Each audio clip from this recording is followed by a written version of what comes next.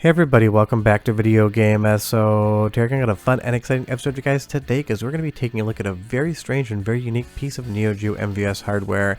And because the Neo Geo is 35 years old this year, and I'm in the middle of doing the retrospective on Neo Geo hardware as well as some of my favorite games on a round 2 because I did a retrospective in 2022. I figured we'd talk about this MVS board because I'm sure you've seen a Neo Geo AES and its cartridges, and I'm sure you've seen at least one Neo Geo MVS and its cartridges, but I'm wondering how many people have actually seen this PCB because it is a Neo Geo MVS, just a very specialized one that came out at the very end of the Neo Geo's library, both at home as well as in the arcades. You'll see here it does have all of the hardware to become a Neo Geo MVS when you plug in that JAMA harness, and it's got a label right here, and I'm sure most of you will know what it is right now, but once we get to that 2003, it should be a dead giveaway. This is King of Fighters 2003 on the Neo-MVH MVOC board. What this is, it's a budget cut down version of the MVS that has both the entirety of the Neo Geo on the board as well as all of the ROMs for King of Fighters 2003 surface mounted. So you can't put a cartridge into this, it doesn't have a cartridge slot. The game and the motherboard are basically one single board like most JAMA games are, and this just allowed SNK to release something in the arcades at a much lower price because you didn't have to manufacture a cartridge, you didn't have to deal with a cart slot. All you did was basically solder the ROMs directly onto the PCB, plug JAMA in, hit power, and you were off to the races running a Neo Geo game without any of the additional hardware.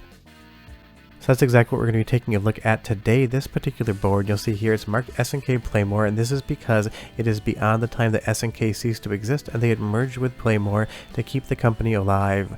But all of the hardware on here is going to be very familiar just in ways that you're not used to seeing, because of course it has to have everything on it to be a Neo Geo in the first place. So you're going to get all of the particular chips that would make up an MVS, but some of them are going to be silkscreened Playmore because that is how new this board is in the lifespan of the Neo Geo. And it's really interesting to think in 2003 this is what Neo Geo MVS hardware could be, and the hardware released in arcades in 1990 in North America.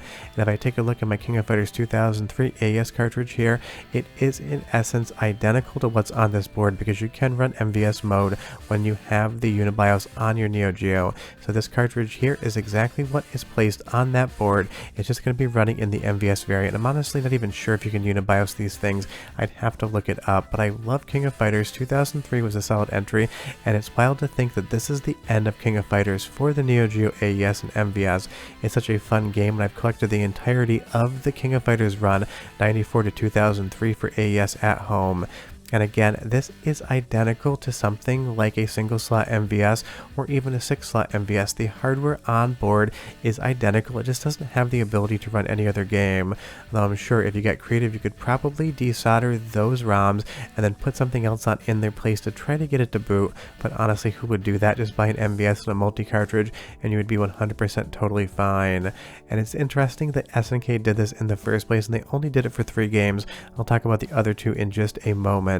But you'll see here as we go through, it is a very elegant design. Some of the chips are definitely smaller than they appear on earlier revisions. That's just because the manufacturing processes did get more efficient and change as time went on. Some of the chips are still going to be the same, others are going to be slightly different. And of course, just to the left here, you're going to have the CPU, the Motorola 68000, which was basically half of the gaming hardware in the 90s, but synonymous with the Neo Geo AES and MVS. It did a lot of heavy lifting for the platform. And if we take a look around here, it's just such an elegant design. It's so clean, and as a single slot board, it really does make a lot of sense. I'm surprised SNK actually didn't get here sooner, but I'm sure they didn't want to cannibalize their own MVS sales. And if you were curious if it sounded any different than a regular MVS or AES, go ahead and listen to the soundtrack sample captured directly off the board into my Supergun into my RetroTink 4K, because it does sound quite good. Ready, go! Now!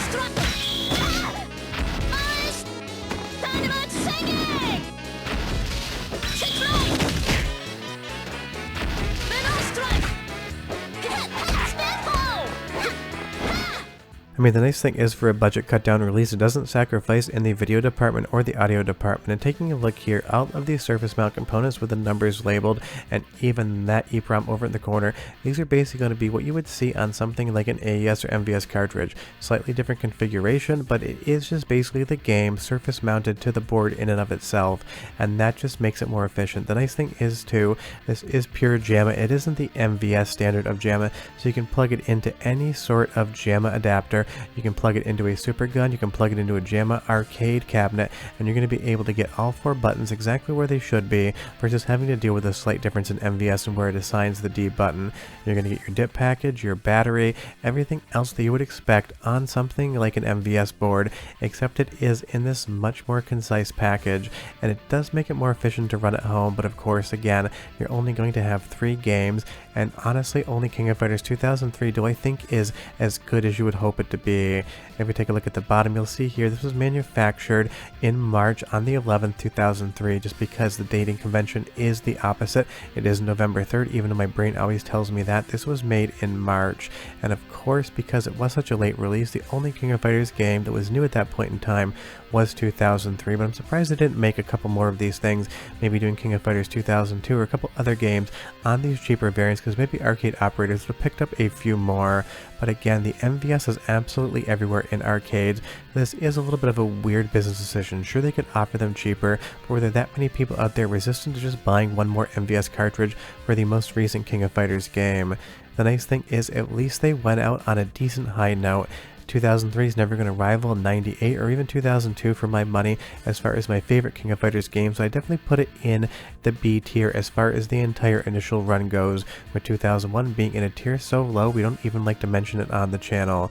But I do love this entire franchise, so having this board in my collection is a lot of fun just as a conversation piece. And if you're wondering what was on the bottom, absolutely nothing whatsoever. There's a couple little resistors down here, and there's this little pad, but otherwise there really isn't any components on the bottom, so everything is going to be on the top, and you even get 4 nice feet just to keep it off surfaces. But again, 2003 was one of the games that released on this, but I told you there were 3 in total.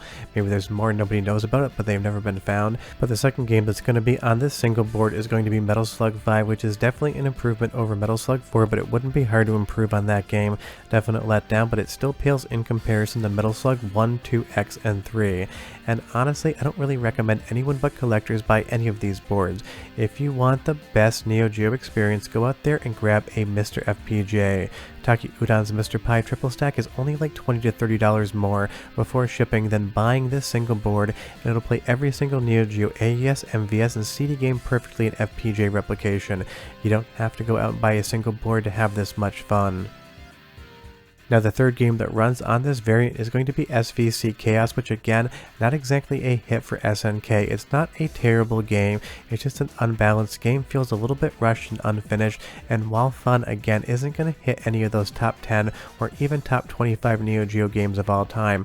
I do have fun with it, I do own it as an AES cartridge because I love collecting for this stuff, and I bought most of it a very long time ago, but again, it really isn't stuff that I would recommend to your average person. I just love hardware, talking about the variables and why it existed in the first place. And if you've ever played SVC Chaos, leave me a comment down below and tell me what you think. I wanted to love this game when it came out. I tried to convince myself I loved it when it came out, but still to this day it always leaves me just a little bit disappointed. But the good thing is, if you're going to have 3 games on a particular board, at least one of them is legit, and King of Fighters 2003 is definitely good. It isn't in the top echelon, but it gets really close, and it is a blast to play, especially with friends. And that's why I picked this board up, so I could talk about it on the retrospective, because there's so much interesting and weird Neo Geo hardware out there, and this one for me is one of my favorites. Just seeing the entire concept of what the Neo Geo MVS was, an interchangeable cartridge system, stop becoming interchangeable and cartridge based and become basically a JAMA board with all the game ROMs inserted right on the motherboard like pretty much every other arcade game that came before it. Basically, Neo Geo created an entirely new system with the MVS and those interchangeable cartridges, and at the end of its life they went back to doing what every other arcade operator out there did, just popping ROMs on a motherboard, giving you a JAMA edge and letting you plug it in.